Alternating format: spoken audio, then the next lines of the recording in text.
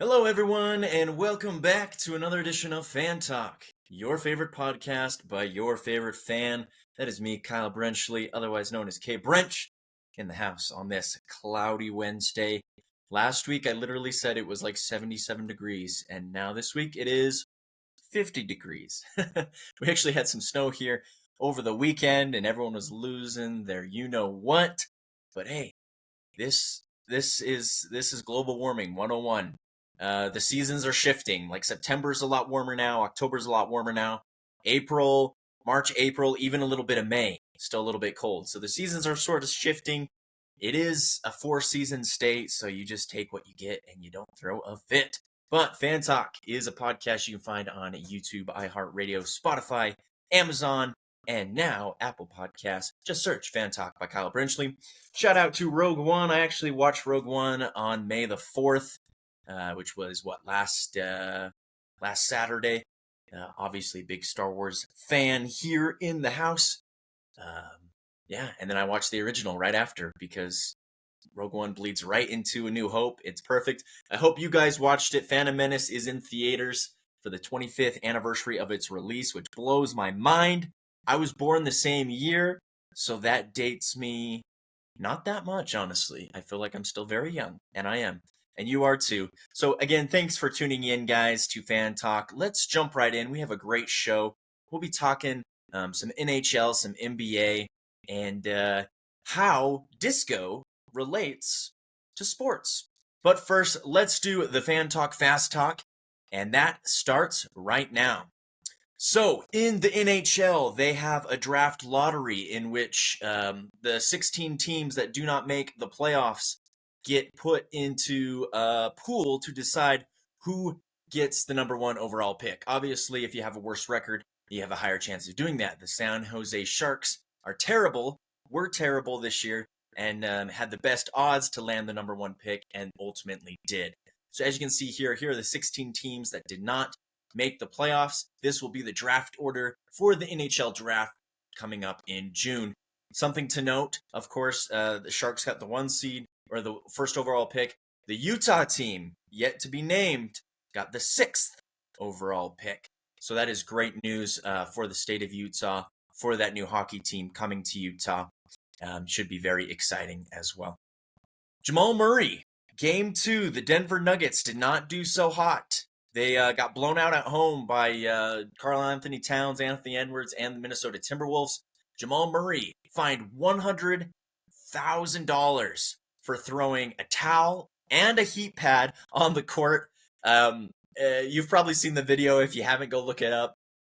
He's just sitting on the bench and he just chucks this heat pad onto the court during the live game. He almost hit the referee, almost hit some players. So he is fined $100K. That's more money than I've ever seen in my entire life. Crazy how one decision can make you lose that much. And last but not least, the Kentucky Derby. 175 years that the Kentucky Derby has been ran. Happened over the weekend. Mystic Dan takes home the crown by a hair. You can see it right here, literally a nose. Mystic Dan's there on the outside. Just beat Sierra Leone. Mystic Dan had, I think it was 18-1 odds. Not very close, or not very good odds.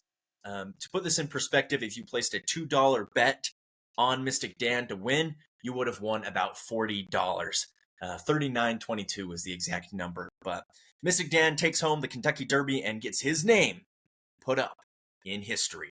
All right, that was the Fan Talk Fast Talk. 3 stories to start off your wonderful day. Now, let's boogie. Daily love, get down tonight. I recently, I've always liked to dance. I've always been enamored with the past. If you know me, I'm a big 70s, 80s, oldies music guy. I like, that's all I listen to. The new stuff doesn't really resonate with me as much as the older stuff. And I have particularly been enamored recently with the 1970s era of disco. There's this movie called Saturday Night Fever. I'm sure maybe you've heard of it, maybe you've seen it. It stars John Travolta as this 19-year-old kid from Brooklyn who his life honestly kind of sucks.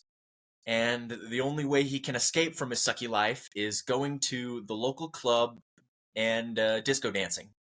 He's a killer on the dance floor. Like, he's got killer moves. Everybody loves him. He's like the king of disco in this club. And it's his escape. It's honestly his escape from a poor reality. Anyways, that movie's totally awesome. The soundtrack's by the Bee Gees. I recommend you go check it out. It is a little intense. It does have some intense themes.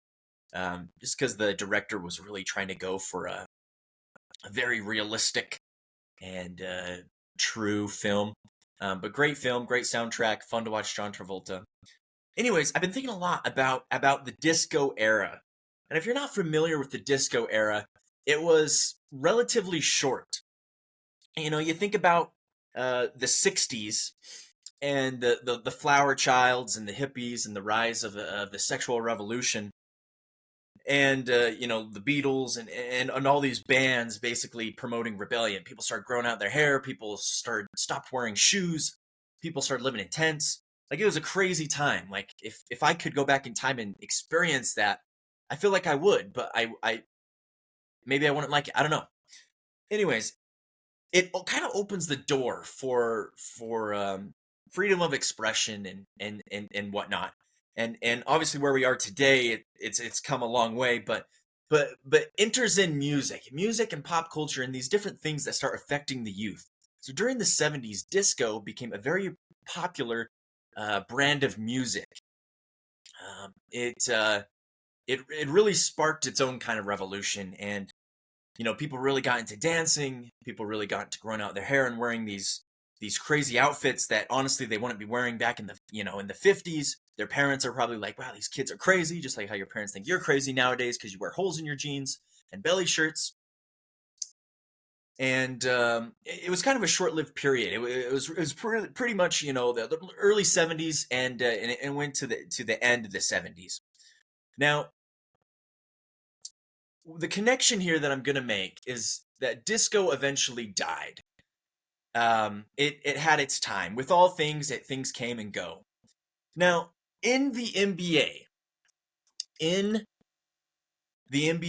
I'd probably say, I think, what was it, 2011, 2010, or 2011, whenever LeBron James went to Miami and brought Chris Bosh over, and the big three in Miami, LeBron, D Wade, and Chris Bosh, they formed the first super team that in today's terms that we understand, where a bunch of big names all get together and they all go to the same place. That was the birth of super teams. And ever since then, the last 13, 14 seasons, we've had these players and these organizations trying to put together super teams. And I can see the allure. You know, you put a bunch of stars together, you're probably going to win. And in your mind, you think that's great. That's probably what's going to happen. Same here with the disco thing. You're like, let's go have a good time. Let's go dance with our friends. Let's let our hair down. Let's wear flashy colors. It'll be fun. And then it comes to an end. Disco Demolition Night. The year was 1979. And the Chicago White Sox were really fed up with disco. it was kind of funny. There was kind of this clash between disco and rock and roll. They kind of did not mesh. And so in 1979, the season 1979, the Chicago White Sox were playing the Detroit Tigers, and they were having a promotion night. You know this, many sports teams do a promotion night, t-shirt, bobblehead. This promotion was interesting. It was an anti-disco campaign. They were going to bring all these disco records together, and in between games, they were going to play a doubleheader. So after the first game was over, in between games, they were going to bring all the disco discs, and they were going to burn them. They were going to blow them up on the field, and they were going to say, "Disco dies now." Originally, they hoped for 20,000 people, but 50,000 showed up. Now, it helped because one of the supporters was a guy named Steve Dahl. He worked for a radio station. Anyway, so he got over the air and was saying, hey, come to this game. We're going to blow up a bunch of discs. So they did. And then it was total chaos. The second game had to be forfeited by the Chicago White Sox. They lost the first game, but they blew up the disco discs, and disco pretty much died after that night. It's kind of crazy. If you want to read the whole story, you can go look it up. It's called the Disco Demolition Night. But essentially, disco had its time. People didn't like it, and there was pushback, and eventually it came to an end. NBA super teams. Initially, at the beginning, people were like, heck yeah, this is great. This is new. Freedom of expression. We're going to win championships. It's going to be awesome. Who can build the biggest super team? And over the years, we've seen some successful super teams, and we've seen some failures of super teams. Some failures include the 2017 Boston Celtics. They brought in Kyrie Irving. Jason Tatum, Jaylen Brown were new. They brought in Gordon Hayward. Gordon Hayward goes out the first game of the year. Kyrie plays there for a little bit, decides he doesn't like Celtics. Boston. They blow it up. Failure. LeBron. Same time, I think maybe the 2018 season, he brings D Wade to Cleveland. He brings Derrick Rose. He brings Isaiah Thomas. He's bringing Carmelo Anthony. He's bringing people off the streets. He's bringing the most absurd people, washed up stars. Hey, come play in Cleveland. Let's run it back. They do terrible. It doesn't work. Kevin Durant, and this is probably the biggest fail super team of all time. Kevin Durant teams up with James Harden and Kyrie Irving in Brooklyn, the birthplace of disco, where John Travolta is the king of disco. And what do? They don't win a single championship. And granted, winning a championship is hard, but they were thinking when they're throwing all this money at them, Kevin Durant, Kyrie Irving, James Harden, surely we win with those guys. They can't stay healthy. They don't mesh. They all want the ball. It doesn't work out. They're gone. And the latest one, and there's plenty of others that we can sit here and talk about it all day, but the latest one in Phoenix, Kevin Durant, Devin Booker, and Bradley Beal. Now, they've only done one season, so maybe it's too quick to say that it's a fail, but it's definitely underwhelming. Getting swept in the first round, you don't even win a single playoff game? You got Devin Booker, a rising star. You got Bradley Beal, a veteran, great scorer, great player. You got Kevin Durant, probably the best scorer in the game. The mid-range is crazy. Like, the Slim Reaper, my guy. Super teams are on the way out. The death of disco, the death of super teams. Now, here's my point. Let's look at the Minnesota Timberwolves. No one considers them a super team. They have Anthony Edwards, which is a great player. It's their star. They've had Karl Anthony Towns for a couple years. He's been on the team for a long time. He's a good player. I wouldn't say he's a superstar. I'd say Anthony Edwards is their superstar. And Karl Anthony Towns is a supporting character. Rudy Gobert is a supporting character. They got veteran Mike Conley. They got Jaden McDaniels. They got Naz Reid coming off the bench. They got these good players. They have role player Kyle Anderson.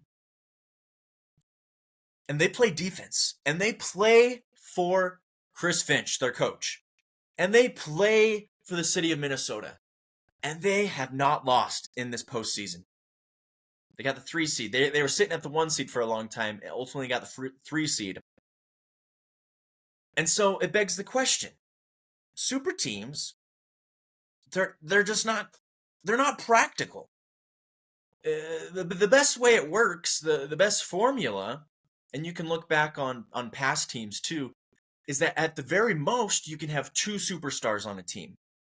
Obviously from Utah, I look back at the Stockton and Malone era. They had John Stockton and Karl Malone. 2 superstars, and then they had a great supporting cast every year. They were in the playoffs for like 12 straight years. I don't know the exact number, and then back-to-back NBA championships appearances.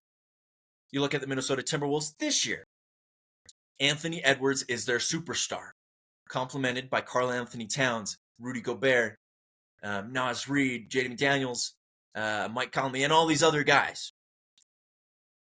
You can't have 3 guys on the court wanting the ball.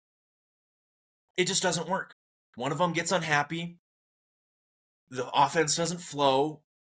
Someone's going to have to pass the ball. This is the nature of the game. It's basketball. You have to pass the ball. Pass, and only one person can shoot at a time. That's just the nature of the game. So in Phoenix, in this specific case, Kevin Durant wants the ball, Devin Booker wants the ball, Bradley Beal wants the ball. Only one person can touch the ball at one time, only one person can shoot. Whereas a team like Minnesota Timberwolves, you got guys that are willing to pass, you got guys that are willing to be a team player, to be a role player, to come off the bench, to do things that maybe they haven't done in their career. And it's worked. 6-0 in the playoffs. Took out Denver in 2 games back-to-back in Denver. So that's what I got to say about that. Is that just like disco had its time. It came, it saw, and it was gone. Super teams in the NBA have had their time. They came, they saw, some worked, some did not, and now they need to die. Because they do not work. Let me know your thoughts down below on super teams and on disco. What is your favorite kind of music? I'm always curious. Let me know down below. But that is my 2 cents on NBA super teams. They're on the way out. They're a thing of the past. Always to be remembered. Never to be forgotten. This has been another edition of Fan Talk. Thank you guys so much for tuning in.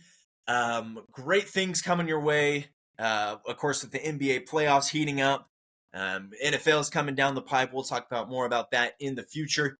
But always tune in. YouTube, Spotify, iHeartRadio, Apple Podcasts, anywhere you can get your podcasts. Just look me up. Have a great Wednesday, guys. Peace out, and I'll see you next week for another edition of Fan Talk.